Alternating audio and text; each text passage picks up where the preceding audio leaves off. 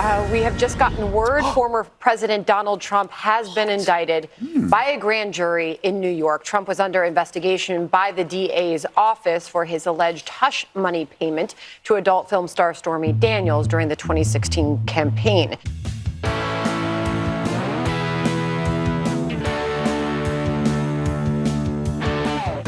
I'm Sarah Kendzior, the author of the bestsellers The View from Flyover Country and Hiding in Plain Sight, and of the book They Knew How a Culture of Conspiracy Keeps America Complacent, out now. I'm Andrea Chalupa, a journalist and filmmaker, and the writer and producer of the journalistic thriller Mr. Jones, about Stalin's genocide famine in Ukraine. The film Putin does not want you to see, so be sure to watch it.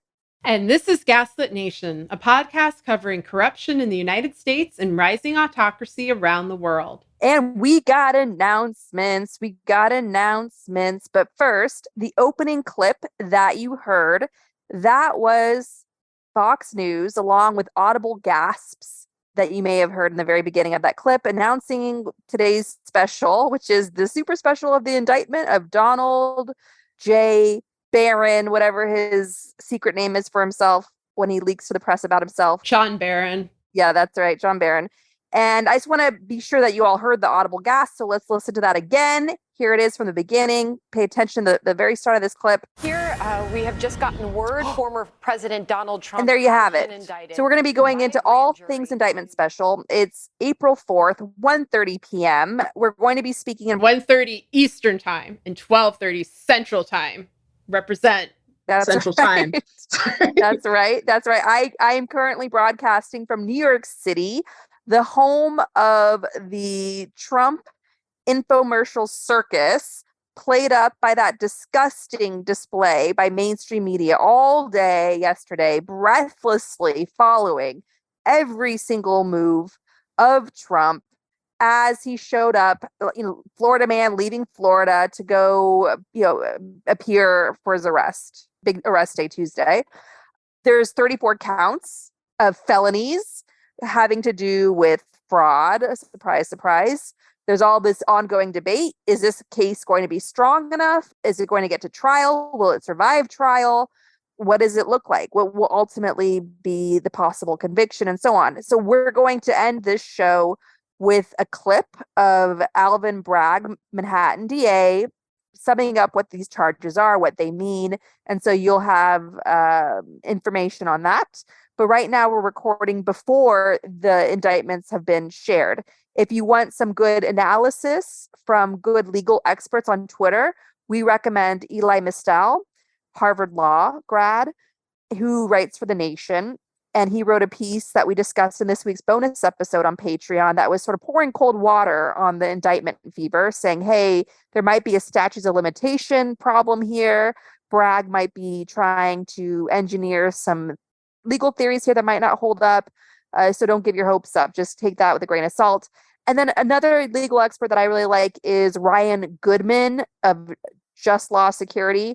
He's somebody who is very outspoken. He calls out the Biden administration when he feels it needs to be called out, especially on how the Biden admin has been dragging its feet on prosecuting, investigating war crimes by Russia and Ukraine. So Ryan Goodman is another legal expert to follow. So during this week of Trump-induced chaos, which is giving us all flashbacks of what that terror was like stuck under him for 4 years, those are two voices in this wilderness to lean on right now to make sense of the legalities of this indictment when it's finally revealed. Sarah and I are going to, as always, go into the broader strokes of what this all means for our democracy and this interesting time that we live in.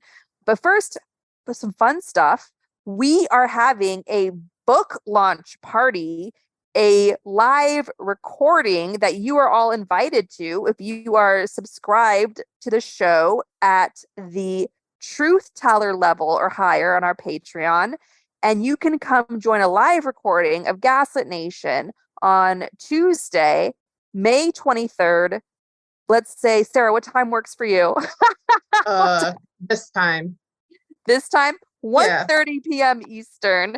Wherever you are in the world, come join us 1:30 p.m. Eastern on May 23rd for a live Zoom taping of Gaslit Nation, where it's a book party where Sarah and I are going to go into the making of our brand new graphic novel coming out this June called Dictatorship. It's easier than you think. And that you can pre-order a copy. We'll have a link in the show notes for this week's episode, found as always on our Patreon page, wherever you get your podcasts. And if you want a copy of this book, if you want a free copy, just make sure you're signed on to our Patreon community of listeners at the truth teller level or higher, because every month, as a thank you to our community, we're giving away one copy a month starting now for at least the next year. We'll see if we like doing this. We'll keep going. But we worked hard on this book and we want to celebrate. It's prom night in Gaslit Nation, okay? So sign up to get your a chance to be given a thank you copy of Dictatorship. It's easier than you think, with a personal message from us as a thank you. And we're giving away one copy once a month to subscribers, listeners at the Truth Tell level higher on Patreon. And if you're also subscribed at that level, good news. Come on over to the book party, the live taping at 1:30 p.m. Eastern on Tuesday, May 23rd. It's going to be fun. Now, on with the show. Yes? Not yet. Next week's bonus is running a bit early. We have this big deep dive into the warlord street fighting that's going on among the Russian elite right now, including a major high-profile assassination in St. Petersburg that took place this Sunday. So we're going to talk all about that in a special bonus episode that we're running. It's supposed to be next week's bonus episode, but it's so interesting and layered that we're running it early this Friday, heading into the holiday weekend. So if you're traveling, you have something to listen to get a sense of the impending collapse of Russia due to Putin's mafia state and how they're all eating each other now and how China likely plays a role and all of that. So look out for this week's Patreon bonus episode.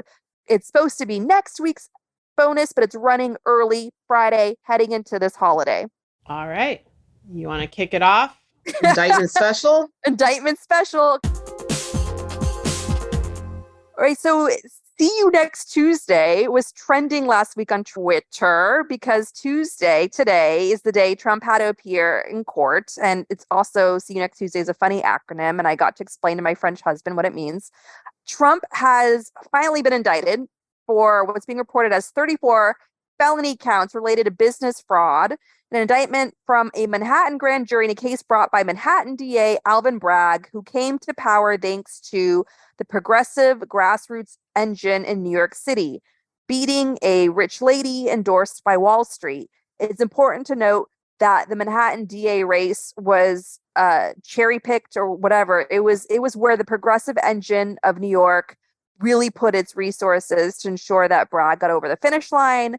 And some might say it was at the expense of the mayor's race, right? Because the mayor's race, Eric Adams snuck in because the other guy, that weird Silicon Valley guy, I forget his name. Andrew Yang? Yes, sucked all the media attention out of the room. And he was like this scary, tone-deaf candidate that got all the attention. And the progressive races, with the exception of Maya Wiley, were a bit lackluster and a bit of a mess.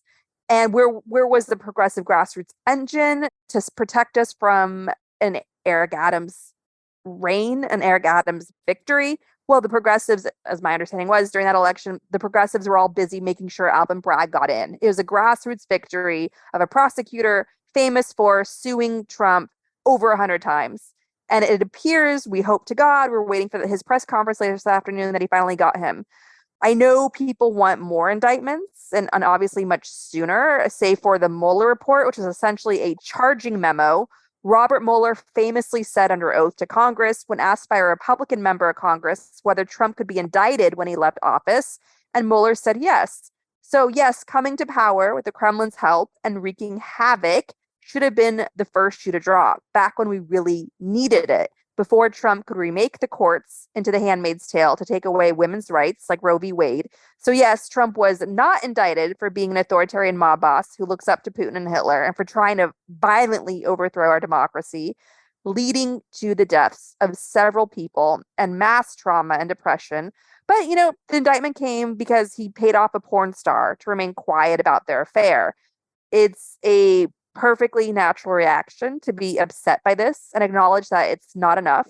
It's also perfectly natural to celebrate because you're into global street parties. I, for one, opened a bottle of champagne. I just wanted to take in the moment. We are obviously crawling out of a black hole of corruption caused by the Nixon criminal enterprise, followed by the Reagan criminal enterprise, followed by the George W. Bush war profiteers and criminal enterprise. All of those crime syndicates had a baby together, and it was Trump. So it's okay to take in a little moment of collective celebration. See, I feel like we're still down in the hole. Obviously. If you want, Share your views, but like, I have things to say on that. This is one of these moments where I always wonder, because we're in that exennial group, like whether I really am more Gen X and you're more millennial. And now I'm kind of feeling that. I'm feeling very We're Alice in Chains. cross-generational. Down in the hole. Cross-generational podcast, yeah. because I feel nothing. I feel absolutely nothing. I'm not celebrating for sure. I'm also not like mournful because I was already mournful because I've been mournful for 7 years. And what I worry very much is that this is a reality TV indictment, that the purpose of this indictment on this charge, which you noted, is so small compared to all of the horrific things that he has done: sedition, obstruction of justice, abuse of the pardon power, being a Kremlin asset, things that we need no future official to do or repeat, and they cannot have license to by pointing to the fact that Trump did it. It's more that, to get back to that Ellie Mistel article you mentioned, there appears at this point to be a very serious problem, with the time constraints of this case. I'm just going to read one paragraph from this so folks know what Ellie wrote. And he writes, the first issue that Bragg has is time. Trump committed the underlying campaign finance offense in 2016, and the statute of limitations on bookkeeping fraud and campaign finance violations is 5 years. That brings you to 2021. The statute of limitations for tax evasion is 3 years. Even if you don't start the clock on that until the story breaks in the news in 2018, that brings you once again to 2021. To get to 2023, Bragg appears to be arguing that the statute of limitations paused while Trump was president and living out of state. That's a theory, but not necessarily a good one, and certainly not one that has been tested enough to know how it's going to hold up in the courts. Remember, the alleged immunity Trump had from prosecutions applied only at the federal level. Local prosecutors like Bragg's predecessor, Cyrus Vance, who was the Manhattan DA during Trump's presidency, could have charged him with this crime at any time. And so my theory about this is that they purposefully withheld this charge until it didn't matter legally, until they ran out the clock, until the statute of limitations made it impossible to pursue. And, I will remind you again, we are recording this at 1:45 Eastern time. We haven't seen the full indictment yet. We haven't seen what all the charges are. Maybe there are some where the statute of limitations has not run out. I find that unlikely because the statute of limitations has now run out on many of the crimes that Trump committed in office. One of the most damning was when the statute of limitations on the crimes listed in the Mueller report ran out. And that has been their strategy. That's been Trump's lifelong strategy, is to run out the clock, to bribe, threaten, and intimidate into getting what he wants. And he's been doing this for 50 years. In addition to this being Trump's first indictment, and that does matter. I mean, it matters in the sense of it's breaking public perception of him being invincible, in the sense that, the two impeachments contributed to that as well. But this is the 50th anniversary of Donald Trump being investigated by the Department of Justice. The first time that they investigated him was in 1973. And that's when Trump hired Roy Cohn, who taught him all the dirty tools of the trade. And then he went on to commit a multitude of crimes for his entire life, not just in office, with connections to organized crime that are very well documented. And our institutions did nothing. There was no accountability, no indictments, and hardly even an attempt to take him down or to stop others in his crime cult. Instead, they partnered with him for the most nefarious motives. And that leaves me with very little faith that this is meant to be a serious indictment. I think they're just throwing some raw meat out there for all of us with common sense who know that he's a grave danger and feel that he should have been constrained long ago, for example, before he ran for president for the 5th time. And, they've come up with this charge, which is weak and small, even if it is pursued, and is unlikely to lead to, prison time. And he can still run again, even if he is convicted. There's no rule against it. So I'm kind of like, yeah, good for Stormy Daniels, I guess. And everyone should remember that this is a case where a woman was threatened by Trump's goon squad. Her child was threatened. And that's a tactic that he's used on a multitude of people for his entire life and also while in office. It would be nice if maybe this serves as a springboard for other cases, other charges. I have my doubts that it will. I think this is going to be, the Trump new reality show, the sequel to the Celebrity Apprentice. This is just going to play out on television in a way probably reminiscent of like the Johnny Depp Amber Heard trial, where we're seeing little bits of it all over social media, whether we want to or not. And I don't know. I know you've got a lot to say, so I'll stop there. I'm just going to say, definitely read that Ellie Mistel article and pay attention to the actual laws. Yeah, and check in with Ellie Mistel as the indictments are released and people read them and parse through them and just hear what he has to say. And also Ryan Goodman. Those are the two that we're going to be reading, among others. If there's anybody that's helping you make sense of the legalese of all this, let us know. We're obviously looking at everything from an authoritarian lens because they're all about pageantry. Hitler was well known for his own theatrics. He turned his trial into a recruitment tool for the Nazi movement. He wrote Mein Kampf in prison. He really springboarded out of his violent coup attempt. So this is obviously very dangerous times, and Donald Trump should not be allowed to run for office. He could win. I mean, if the Kremlin in China, I know that sounds really counterlogical, but they want to see the US be destroyed from within. Like, our enemies could do some major cyber warfare on the electoral college counties needed to win, just like they probably likely did in 2016, focusing on states that were the focus of the grassroots movement audit the vote, that then became the focus of the Mueller report, where Paul Manafort had shared polling data on these states with a GRU agent, a Russian agent, Russian intelligence. Why would he need that polling data? To know what counties were needed to just win enough votes. So what we're saying is that in the oh-so-close electoral college, where if you look at all the votes combined, Trump didn't lose by that much in the electoral college. Yes, of course, he got wiped out in the popular vote, but because we're stuck under this slavery, this statute to the slavery that built America, the Holocaust, that slavery known as electoral college, that devil's bargain that helped get our country founded under a federal government, he could win. I know people think that's shocking because he got his little mini-me's, the Trumpian mini-me's, got wiped out in the midterms. I do have faith in the American people. As we're always saying on the show, grassroots power is the most reliable power we have left. I do think every single one of us, we're going to exhaust ourselves and put our lives on hold to fight like hell to ensure he loses that election, but it shouldn't have to come down to us. It should have come down to law enforcement a very long time ago. A Russian asset whose entire family fortune has relied on inheritance from Fred Trump, who was mobbed up with the Russians in Brighton Beach, developing Brighton Beach.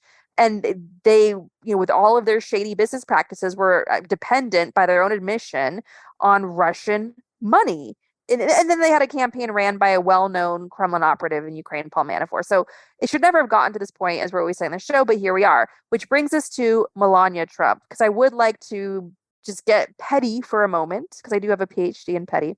Melania Trump, one of the original leaders of the incredibly violent, in terms of like incitement to violence, birther movement. The birther movement, which her husband and Melania drove in the mainstream media, among the social media, far-right, rabid white supremacists out there, made the first Black president look illegitimate. They challenged his very citizenship because he was Black. They demanded to see his birth certificate. That's why it's called the birther movement. Melania, as one of the leaders of the birther movement, which laid the groundwork, which was of Trump coming to power, It was all part of his big run for presidency. And media titans like Jeff Zucker ate it up and built on it and Mark Burnett with the Apprentice series. They gave Trump all the prime time, all the attention that he craved. It's sick that this was also normalized at the time. And I'm telling you, future historians are going to look back at us as barbarians. And I'm sure many people living through this at the time felt this as well. So Melania Trump, birther queen, the fact that she was cheated on by this disgusting man when she had just given birth and he fucked a porn star and complimented that porn star by saying, "Oh, you look like my daughter Ivanka." I mean, she's getting all of this thrown into her face, and she deserves it. What motive would a woman like that have to marry someone like Trump? Like, what is her own baggage? There's been lots of speculation on Melania. Her family was quite wealthy back in what was then Yugoslavia. Her father traveled abroad quite a bit. He had a Mercedes. He was a car dealer. He had a file by the secret police in Yugoslavia, like so many. That doesn't mean anything. But there's some weird something there with Melania. Twitter has, of course, gone off the deep end speculating on this. There was that viral clip of Melania meeting Putin and looking absolutely terrified meeting him. Like, she smiles to his face, and as soon as it's over, she looks like she's about to be like slashed in a horror movie.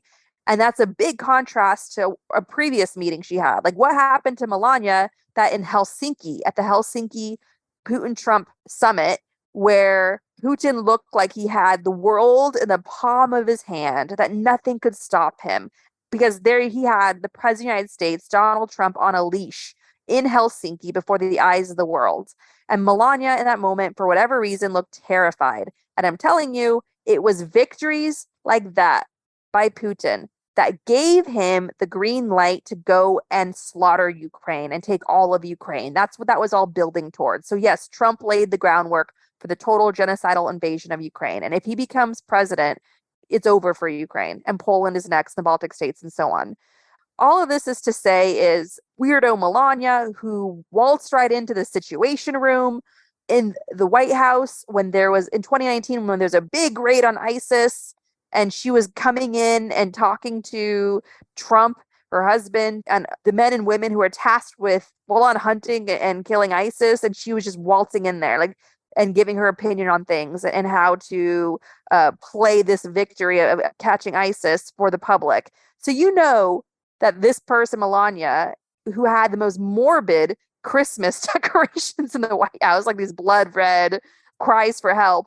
She destroyed Jackie Kennedy's Rose Garden and so on, made it into a giant beige mess of no flavor. This has to be on some level getting to her. And I'm just mentioning all this because I hope it does. And God forgive me for that. I'm very sorry about that. But I do want to point out that at the heart of this is birther queen Melania getting it rubbed in her face by the whole world that she married a monster of a person and he did this horrible thing to her. And what else would she expect from someone like Trump? So what was her motive ultimately for marrying a monster like that? I just think she doesn't care because he got away with everything else and she has a ton of money and she can do whatever she wants. I mean, granted, ostensibly she's had to have sex with Donald Trump. So there's, the punishment has fit the crime. But I don't know. I honest to God forgot about her until you brought her up. Like, I forgot that she existed. And as I said before with Stormy Daniels, I've always felt that Trump wanted that story out. It was interesting to me when it emerged in the beginning of 2018. That's when we first heard about Stormy Daniels, because that was right after the indictments of Paul Manafort and Michael Flynn. And so those were the first signs that the Mueller probe might actually be serious. And at that time, in fall 2017, we already felt that Mueller was too slow, that the probe was taking too long, and the damage to our democracy was too severe. And so that was kind of a sign that they're finally moving in the right direction. Then the Stormy Daniels story arrives, therefore giving Trump the image of somebody who a porn star would voluntarily have sex with, which of course goes against the many rape allegations that had been leveled at him in the year before in 2016, and then continuing on through the launch of the Me Too movement. That includes allegations from victims of Jeffrey Epstein's trafficking operation, a 13-year-old or a woman who said that when she was 13 years old, Trump raped her. I felt like the Stormy Daniels story was basically good for Trump because it played into this veneer of masculine heterosexual virility that he doesn't really express in a natural way. You know, as I've mentioned before, he had 2 green card wives, and then he had Marla Maples selected for him by political advisors as part of a Southern strategy back when he was contemplating running for president in the late 80s, early 90s. He hasn't really had a lot of love interests. The person closest to him until he died was Roy Cohn. This is a very lonely, isolated, insecure man. So Stormy kind of made him seem like, I guess desirable. The part, of course, that rang true about the Stormy Daniels case, and that's much more serious, are the tactics, threats and bribes and NDAs. And then when that doesn't work, threats to her child, who was a baby, threats to her family. And then we saw those tactics get used again and again. But I remember that story broke right around the time that Michael Wolff, who again, that's an author who I see as a Trump cover-up guy. He covers up crime with scandal. And he released Fire and Fury in that same month in January 2018, which, buried the very serious charges that were being brought up by the Mueller probe and the very serious conversation about Kremlin and other foreign interference into the election and about the direction our country was headed in terms of white supremacist fascist movements that we had seen in, for example, in Charlottesville that year. It all got kind of sidelined by this scandal and by people like Michael Avenatti, who of course went on to be convicted himself, constantly being a TV presence and then, launching his own campaign for president. They want us to pay attention to the scandals, so they distract us from the crimes. And so I find it very interesting that of all the cases that could have been brought by the Manhattan DA, they chose the Stormy Daniels one, one of the most, superficial, inconsequential cases when we literally had a attempted coup, attack on the Capitol, confessions of sedition, confessions of obstruction of justice, endless threats to private citizens, endless threats to public officials, a democracy in tatters, a DOJ that remains immobile and inert in the face of all those threats, and therefore has made supporters of Trump assume that he really did get the election stolen underneath him because, if it hadn't been the case, clearly he would have been prosecuted. Like, we're in such a hole. And then just one final thing. I just want to make sure I say this on the show in case I forget. The worst mistake anyone can make right now is to think that the crisis the United States faces is about Donald Trump and Donald Trump alone. This has always been a crisis about a network. This is a network of transnational organized crime. Movements that have appeared in a number of countries and that are backed by operatives who have no particular loyalty to anything but their wallets and their crime cults. And we've seen multiple players in this field be indicted in the last few years. People like Paul Manafort, Steve Bannon, Roger Stone, Michael Flynn, others who should have been indicted, like Rudy Giuliani and Bill Barr. And most of all, Jared Kushner. That has always been my litmus test of whether we are actually going to see justice and accountability in this country, is whether Jared Kushner is held accountable for the multitude of horrific offenses that he committed, while he was working in the White House, a place he never should have been allowed to be in because he'd committed so many security clearance violations beforehand. This is actually something he could have been prosecuted for, but they didn't even throw him out of office. An extremely dangerous individual tied to Netanyahu, MBS, Putin and his oligarch network, and to the mafia. At heart, this is about the mafia. They want us to think it is not about the mafia. They want us to think the worst thing, Trump did was fuck a porn star and try to pay her off on the side. And it's not even close. And if folks fall for this, if they don't continue to push for full accountability and for a standard of precedent that makes sure that any future office holders cannot commit the exact same crimes that Trump and his crime cult did, then we will be in trouble. We will have more attacks on the Capitol, more sedition, more treason. We're already at that point. We already have the, sedition caucus still in office, making our laws, making right-wing, hardline, repressive laws that deprive Americans of their rights. Like, as everybody's up in this media circus, you have people marching in protest around the country in states like Tennessee and in Wisconsin and anywhere where people's rights are on the line. They are fighting back. And what, power brokers would like is for you to pay great attention to every move Trump makes, OJ style, as he, moseys on up the highway, and ignore the fact that this is a nation in pain. This is a nation that has been betrayed. This is a nation that has undergone trauma, and that trauma is directly connected and caused by, in many respects, Donald Trump, but it also has spread beyond him into a bigger movement, and it derived from a bigger, hardline, right-wing political movement wedded to organized crime that's been in place, easily since the Reagan era, like with literally the same participants from that era. But, really for like my parents' lifetime as well, from, the post-World War II era onward, it all needs to come out. It all needs to be resolved, and justice needs to be done. Without question. Absolutely. Very well said. That can go into our next graphic novel. We'll illustrate that in The the one next we graphic published from novel. Gulag. Yes, the Gulag, the Gulag The edition. DeSantis Gulag, but yeah. Yes, the DeSantis Gulag, which will be like a really evil version, an upside down world version of Disney World. Okay, so fun fact, the case the Manhattan DA brought that led to Trump's indictment began with the Mueller report. The Mueller investigation farmed out around a dozen investigations, including this one into the hush money payments. And here's what else is coming down the pipe that looks a bit promising. We hope, if you're a praying person. So there's the Jack Smith special counsel appointed by Attorney General Merrick Garland. Smith is focused on the classified documents case, the treasure trove of highly classified documents, including nuclear secrets, kept in the foreign spy Viper Den and blackmail market known as Mar-a-Lago. He's also looking at January 6th, that super chill, no big deal thing that happened where on January 6th, where Trump tried to violently overthrow our democracy. According to Fox News' Brett Baer, several Secret Service agents who likely were with Trump on January 6th are being forced to testify.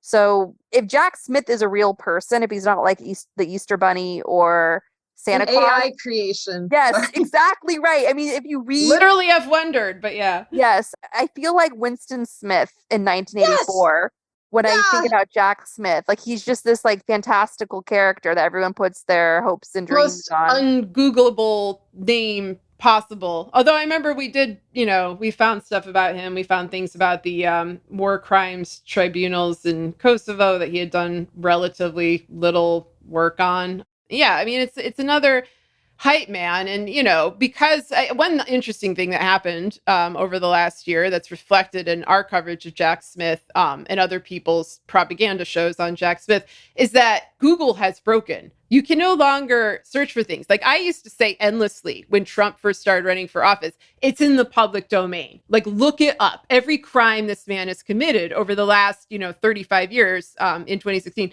is in the public domain. Go read Wayne Barrett, go read David K. Johnston, go read all of these authors who've documented it. All that stuff is gone. It's behind paywalls, or it, used to be available in Google Books. It's not available through a preview. It's in libraries. If you work hard, maybe you'll find it. But also, as I mentioned, I think in the bonus episode this week, we have a situation where mainstream media outlets are deleting their own articles related to a number of topics. The one that they deleted last week that I happened to notice because there's all my source notes for our show on Oklahoma City and the Fort Smith sedition trial in 1988 and other things was articles on that. Articles that AP published in like 1985, they're gone. They're just deleted. They don't exist anymore. Maybe you can get on LexisNexis. I'll have to try that. But anyway, if you want to get your history, if you want to have access to your history, you have to pay a lot of money. And I've noticed that the articles about Trump's crimes over the time he was in office have been either paywalled, all those paywalls that went up in 2021, or they are also gone. And one interesting thing to do is like go to BBC, for example. They've deleted a whole bunch of Trump Mueller probe crime articles. I mean, hopefully now they won't go and delete these too. I've noticed that the foreign language editions of BBC, those articles are still up. So you can go and get the information as long as you can, translate it. But why are we in this situation? Like, why is the mainstream media deleting evidence of crimes? And these are digital native articles. Like, there's not a print record a lot of the time for us to fall back on. Our history is being rewritten. And so when Jack Smith was appointed as special counsel, of course, the first thing I was going to do is research him, vet him. And I ran, not just into the obstacle of him being named Jack Smith, but into the obstacle of the great era of information access, information freedom, and decades of archived history being freely available online. It's just not there. Websites have gone under, they're inaccessible, and it's harder to put the pieces together. And that is the state that corrupt power brokers want Americans to be in. They want us to be exhausted from the nonstop corruption and crime and inflammatory, hateful rhetoric. But they also want us to be, if we are still motivated to find the facts, unable to find them because they literally remove them from public existence. And so we're relying now on our collective memory. That is, by the way, why if you go to gaslitnationpod.com, you will find the episodes and the transcripts of every show that we've done, because we feel an obligation to keep this information out there and accessible to everybody. All of it is free. And we are just two people with a podcast, completely independent, completely funded by our audience. And, if we paywalled it, we'd probably make a lot more money, but the stakes are too great. And with everybody else, closing shop or joining these weird little paywalled networks or networks that are run by various PACs or political organizations, like, it's more important than ever that the facts remain independently sourced, verified, and held independently. It's a scary time. And that's also just something I want folks to consider when they're looking into the Trump indictment, is that they're going to struggle to get a lot of the information that they freely found in 2018 when the Stormy Daniels story first broke. They'll look for those original sources and they'll either have to pay up or they just quite literally will be gone. And Twitter is an extension of that, of course, too, under Elon Musk, with people nuking their accounts, therefore deleting years, decades of firsthand observations and links and so on.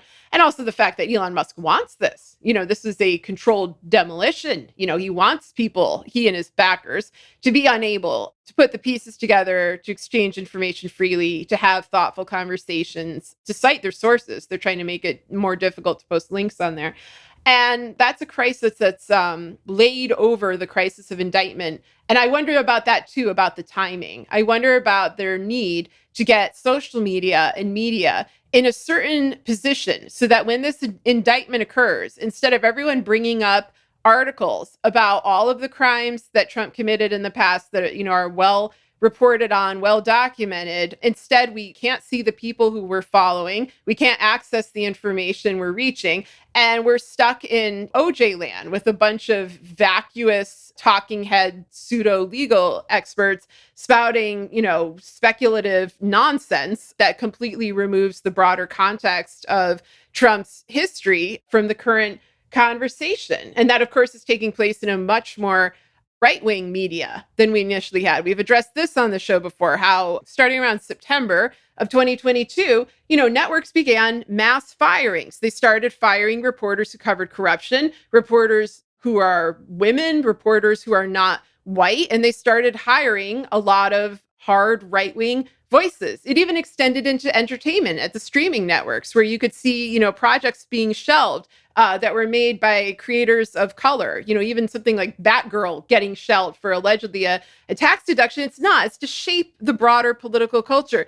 They were at the time, and I said this back then, I'm like, they're fertilizing the ground. It was like how 2015 had a sort of similar, media story to it. They're fertilizing the ground for Trump to grow back then. And I kept wondering in, fall 2022, what are they fertilizing the ground for now? And I think it's this combo: indictment on a weak charge and campaign launch, because of course he's running for office again to be Mafia Grover Cleveland. And so, all of that is stuff you should keep in mind. Mhm. Let's go back to other investigations that are still ongoing. There is the New York State Attorney General, Tish James, bringing a civil lawsuit about, you guessed it, fraud by the Trump organization, lying to lenders and insurers about their assets, because they're just one big Potemkin Ponzi scheme, trust fund gone awry, Russian asset, money laundering, Kremlin clown car. And then you Say have what you really feel. Sorry. then you have Georgia, which even the most cynical pundits say looks promising. The case in Georgia is brought by Fani Willis, the district attorney for Fulton County, which includes much of Atlanta. This is the case at whether how Trump and his lackeys tried to steal the 2020 presidential election by pressuring officials in Georgia to magically produce the votes they needed to win the state. This is the stuff of dictatorships. Trump thinks he's Putin's United Russia Party, where votes just magically appear. The videos, the security camera videos, the videos that I've taken over the years by extremely brave activists across Russia of ballot boxes across Russia physically being stuffed with votes for Putin's United Russia Party. Like, that is what Trump was trying to desperately engineer through his pressure campaign, which is, again, an incitement to violence in Georgia. You had that Georgian official that had to speak out and say, enough already. People might be killed. People could very well be killed. And a few weeks later, they were on January 6th, 2021. And in the weeks and months after, in the many deaths by suicide of the police officers who risked their lives protecting our very democracy. And yet Trump walks free with his cult, inciting his cult, and runs for office. Then the fourth case is, of course, Alvin Bragg. And we're going to play at the end of this episode a clip from this press conference. So I just want to point out of those four cases that everybody is breathlessly watching, Manhattan DA Alvin Bragg, New York Attorney General Tish James, Fani Willis, who is a district attorney for a county, for Fulton County in Georgia. Out of those four cases, 3 are being led by Black prosecutors. And that is everything that these authoritarian, white, old stormtrooper, the young Republican club being the stormtroopers, and then the white old dinosaurs, like the whole white patriarchy, proud white male patriarchy of the Republican Party, the Christian Nationalist Republican Party, that they are violently working towards with their extreme gerrymandering that furthers extremism, with their blatant attack and rolling back of civil rights legislation, landmark civil rights legislation, like the voting rights law, which has been completely gutted by John Roberts' Federalist Society PAC Supreme Court. When you have their massive sweeping propaganda empire, Rupert Murdoch, and all of the Fox News spin-offs like One America Network and Newsmax and so on, what the far right is trying to engineer in America is to protect white supremacy that built this country through genocide and a centuries-long, abusive, disgusting, evil system of slavery. They see the writing on the wall. The reports have all been out there. The research has all been out there that there is a browning of America, that this historic melting pot is the big fear of that love couple, the love marriage that fought for marriage rights in I believe it was the state of Virginia. And even in Russia, where the Republicans have their ideological cousins, even in Russia, when you talk to Putin supporters, the fascists in Russia, they believe that white people and non-white people making babies together will produce mutants. So we're talking about like white supremacy ideology that is masked with all sorts of dog whistles, but not so much anymore because Trump has unleashed a Pandora's box of Nazis. You have Nazis in Florida that are blasting projections of swastikas onto buildings. They're out and they're proud and they're out in the open. The hoods are off and tiki torches are out.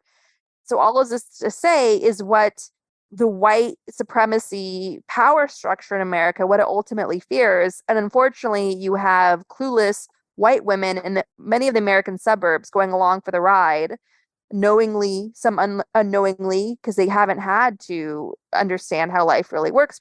It's a dangerous time. And what they're fighting against is just good old-fashioned accountability, where equality feels like oppression. And so it's not that Alvin Bragg and Fannie Willis and Tish James are going after Trump because he's a Nazi leader who, by his own wife's and Ivana's admission, kept a book of Hitler's speeches by his bedside. And every authoritarian expert who has studied Hitler is like, yeah, this man has modeled himself on Hitler. Sarah was mentioning earlier Stormy Daniels. Now Trump wants that story to be out. Where does that come from? Mussolini. Mussolini used to like to talk about, be like a manly man who would bed women. Like he would wear that like a flag draped over him, and Trump is cut from that same cloth. And so the reason why these three prosecutors who happen to be Black are going after Trump is because it's the law. It is the law. And they just happen to not give Trump the benefit of the doubt. They happen to not fall into the trap of institutional politeness.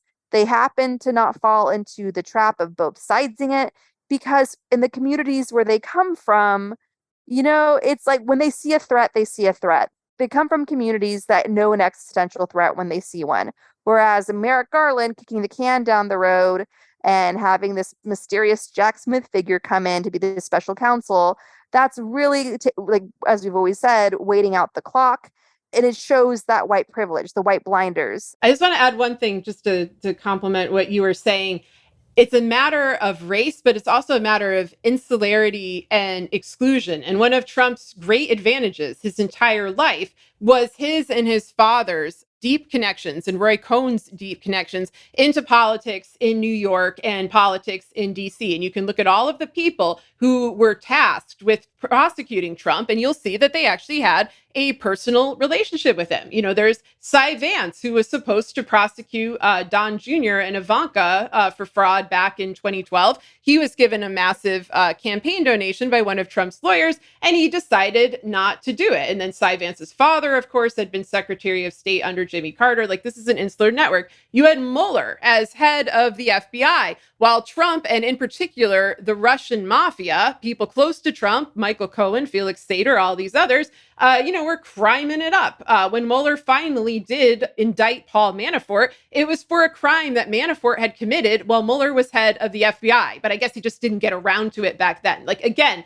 this is somebody in Trump's corner, at least in the corner of the crime cult surrounding Trump. They don't want to actually arrest him. Same with Comey. Comey takes the head of the Russian mafia off of the FBI list. Comey, releases bullshit about Hillary Clinton a week before the election to try to tilt it to Trump. They're all not going to obviously prosecute him.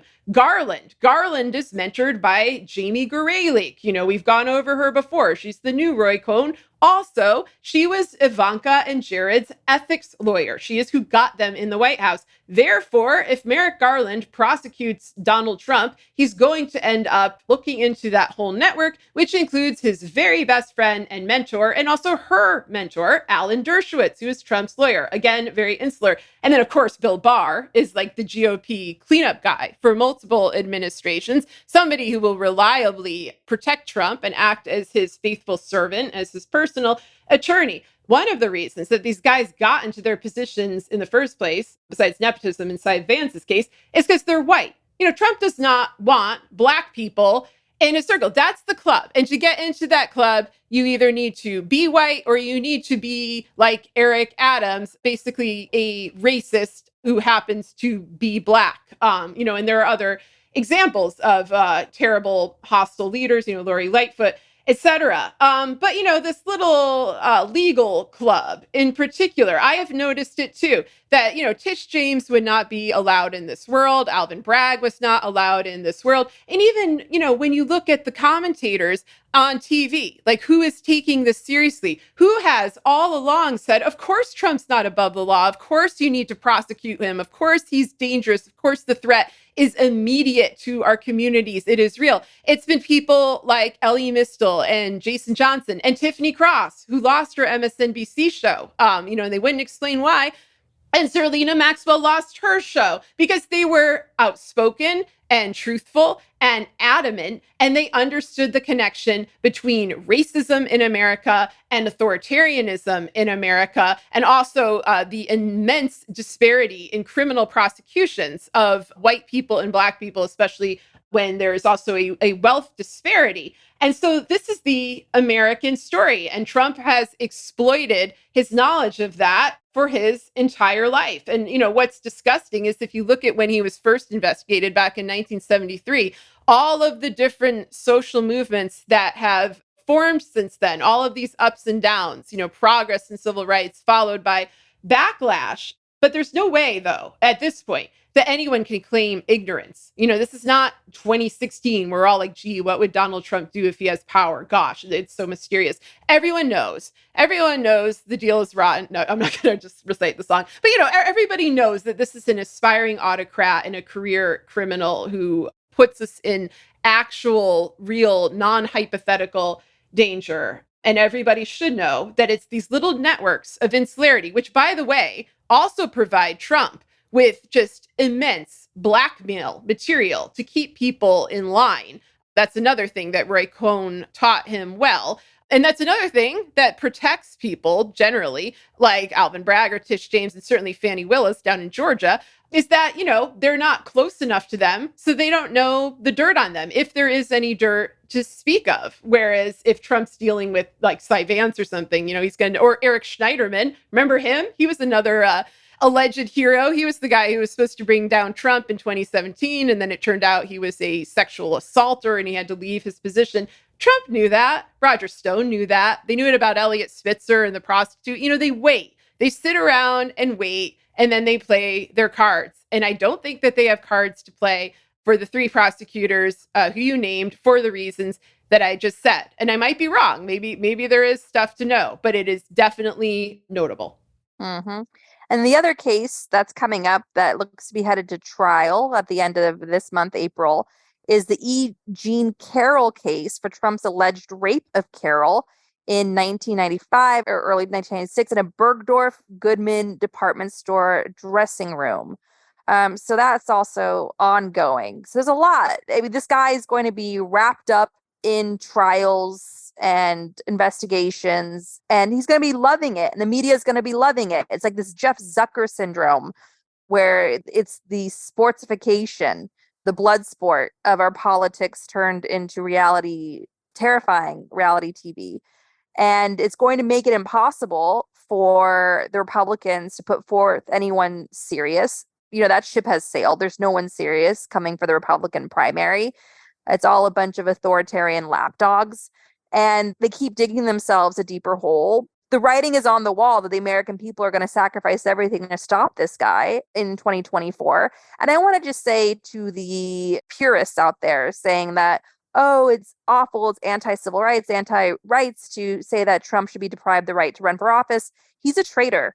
He's a well-documented traitor of this country. He's a traitor. He confessed to it too. He flaunts it. If somebody has a felony, depending on what that felony is, I believe in redemption, but he is somebody who has an entire history of crimes and corruption and robbing, stealing from people, ripping people off, sexual assault, sexual violence, and he's a traitor. He is a traitor. So yes, there is a certain category reserved for people that reach a certain level of criminality, and Trump is in it. So yes, for given all the boxes he checks, he should not be allowed to run for office. Print that, post it up everywhere. Let the progressives who are purer than I come at me for saying that, but that's the truth. That brings us to, let's check in with the stormtroopers here in New York City, the New York Young Republican Club, which recently hosted a fundraiser featuring the ladies of the Red Scare podcast. The New York Young Republican Club released this super creepy statement. President Trump embodies the American people, true in a 1619 Project kind of way, guys. But I'm sure that's not what you meant. Where they go on to write, our psyche from id to superego, his soul is totally bonded with our core values and emotions, and he is our total and indisputable champion. This tremendous connection threatens the established order. I'm putting that on a Valentine's Day card, Sarah, and mailing it to you next year. Yeah, I saw that, and I was thinking about it in the same way you did. It was a 1619 kind of way. It's accurate. He is an all-American creation, and he knows how to tap into all American weaknesses. And among those weaknesses is apparently the Young Republican Party of New York and the Red Scare podcast. It's such blather, and it goes hand in hand with the, more sort of respectable yet absolutely vacuous argument that people are making that, the presidency itself, like the title and the grandeur of it all, should make a person ineligible of being prosecuted for a crime, even if they've said, I don't know, confessed to that crime multiple times. You had Matt Taibbi tweeting out, a sort of hilarious, but not intentionally so, statement being like, my God, if we go after Trump, like this means that any president who commits crimes could be held accountable. It's like, yeah, man, that's what we want. We want all of them to be held accountable. And, he used to want Bush to be held accountable, Clinton to be held accountable. I think he wanted Obama to be accountable, maybe for drones and things like that. Good. Hold them all accountable. Presidents need to be held to a higher standard in general, but also if they've committed a crime, they've committed a crime. All men are created equal. Live up to it. Other countries prosecute not just their former leaders, but their current leaders. Like, it happens a lot, and life goes on, and people survive because they're not in a fucking personality cult, which is what's happened, to a small portion of the American public. I say small because, like, look at who showed up in Manhattan today to back Trump, like 50 people. But his biggest cult is the media and the political elite. And I count Marjorie Taylor Greene as part of that political elite. And I count Leslie Stahl as part of that media elite. And they work together and they try to give this impression that there's this big mass movement for Donald Trump. There never was. There wasn't when, his inauguration happened, and there's not now. There's a tiny band of fanatics who can cause a lot of damage through violence. And then there are industries that are backed up by Trump. There's organized crime. There's the mass media. There's, New York political operations. There's the Republican Party in and of itself. There's ancillary groups like the NRA, all of these mechanisms through which, dark money is pumped into our system, through which mafia money is laundered. They rely on Donald Trump, and they've relied on him for many decades. And if you pull that thread, a whole bunch of things unravel, to which I say, good, bring it down. Let everybody see what's underneath. Let everybody see everything they've done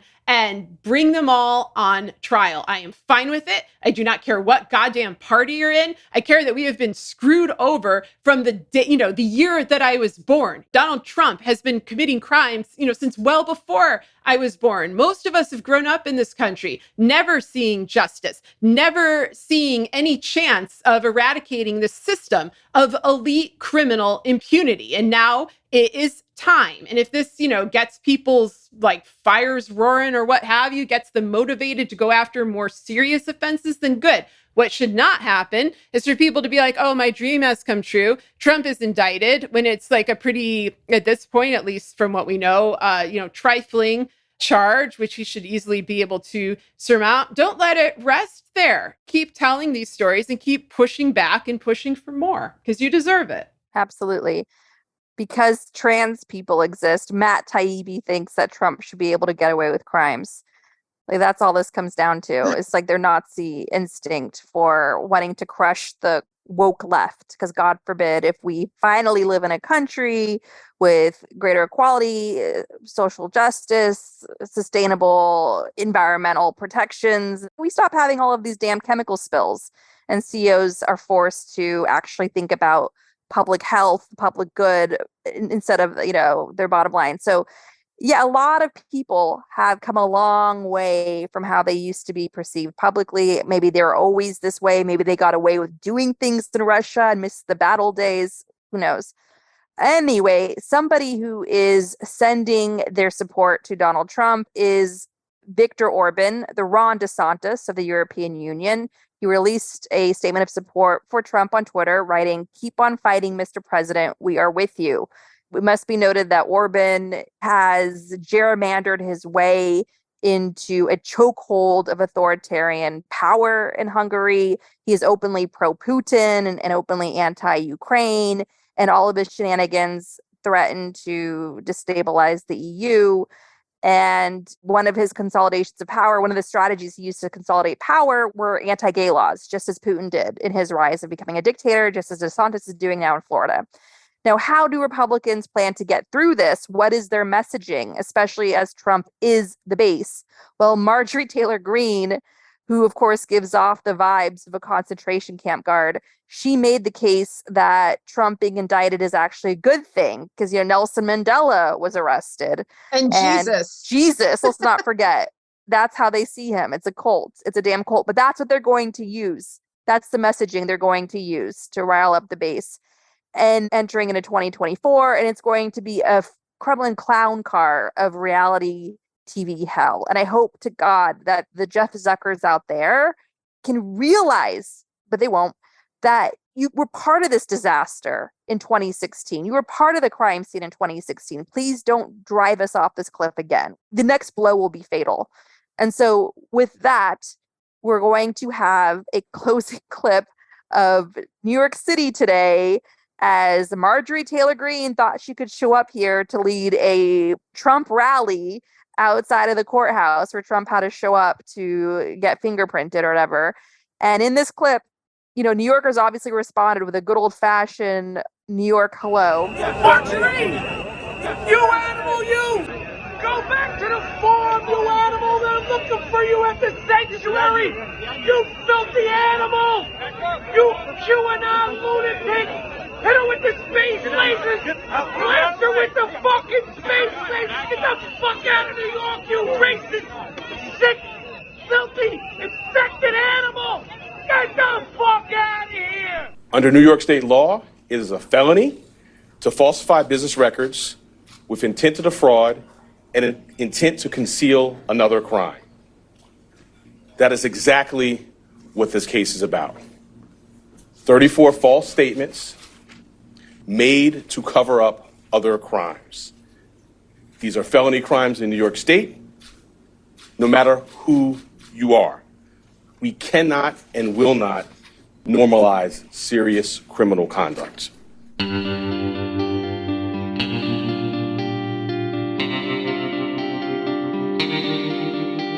Our discussion continues, and you can get access to that by signing up on our Patreon at the Truth Teller level or higher. We encourage you to donate to help rescue and recovery efforts in Turkey and Syria following the devastating earthquakes in early February. To help people in Turkey, visit the TPF Türkiye Earthquake Relief Fund at tpfund.org. To help Syrians in need, donate to the White Helmets at whitehelmets.org. We also encourage you to help support Ukraine by donating to Razom for Ukraine at razomforukraine.org. In addition, we encourage you to donate to the International Rescue Committee, a humanitarian relief organization helping refugees from Ukraine, Syria, and Afghanistan. Donate at rescue.org. And if you want to help critically endangered orangutans already under pressure from the palm oil industry, donate to the Orangutan Project at theorangutanproject.org and avoid products with palm oil. Gaslit Nation is produced by Sarah Kenzier and Andrea Chalupa. If you like what we do, leave us a review on iTunes. It helps us reach more listeners. And check out our Patreon. It keeps us going. Our production manager is Nicholas Torres, and our associate producer is Garland. Our episodes are edited by Nicholas Torres, and our Patreon exclusive content is edited by Garland. Original music in Gaslit Nation is produced by David Whitehead, Martin Vissenberg, Nick Farr, Damian Arriaga, and Garland. Our logo design was donated to us by Hamish Smith of the New York-based firm Order. Thank you so much, Hamish. Gaslit Nation would like to thank our supporters at the producer level on Patreon and higher. Footsie Tootsies, Chick Quinn, Lily Wachowski, Sean Rubin, Todd S. Perlstein, Kenny Main, John Schoenthaler, Ellen McGirt, Joel Farron, Larry Gasson, Erica Moore, Karen A. Deal, Nico Phillips, Brian E. Castor, Tatjana Birch, Karen Heisler, Ann Bertino, Chris Bravo, Stephanie Brandt, MD, John Millett, David East, Ida, Ben Wheaton, Joseph Mara Jr., Julie Matthews, Meganopoulos, Mark Merck, Barbara Kittredge, Matthew Womack, Silas Frank, Sean Berg, Kristen Custer, Tracy Ash, Kai Gillis, William Barry Reeves, Sharon Hattrick, Richard Smith, Emmy, Kevin Gannon, Mike Christensen, Sandra Collins, Katie Masuris, John Laughlin, Emily Fenning, James D. Leonard. Leo Chalupa, He's back. Couldn't stay away. Carol Golstad, Jason Benke, Marcus J. Trent, Joe Darcy, Ann Marshall, Jeremy Lewis, Joel Newman, Trigve, D.L. Singfield, Matt Perez, Nicole Spear, Brian Tajuden, Abby Road, Jens Eilstrup Rasmussen, Z.W., Kathy Kavanaugh, Sarah Gray, Diana Gallagher, Jennifer Ann Luter, John Ripley, Ethan Mann, Leah Campbell, Lynn Schneider, Jared Lombardo. Tanya Chalupa. Thank you all for your support. We could not make Gaslit Nation without you. Thank you.